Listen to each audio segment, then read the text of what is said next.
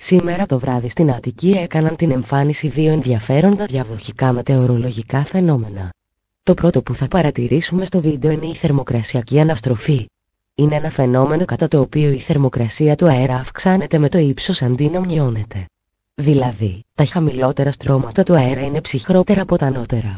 Η θερμοκρασιακή αναστροφή δημιουργεί ένα καπάκι που παγιδεύει τους ρήπους κοντά στην επιφάνεια της γης, αυξάνοντας την ατμοσφαιρική ρύπανση.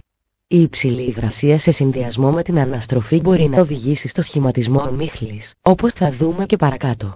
Το δεύτερο φαινόμενο είναι η ομίχλη ακτινοβολίας.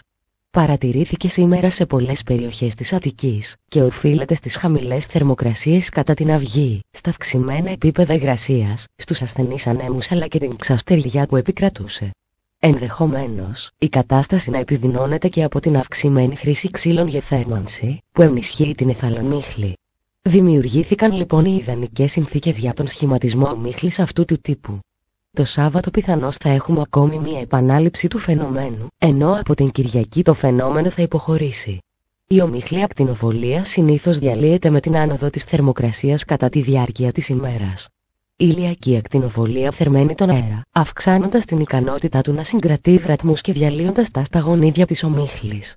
Επίσης ο άνεμος μπορεί να συμβάλλει στη διάλυση της ομίχλης, διασπείροντας τα στα γονίδια.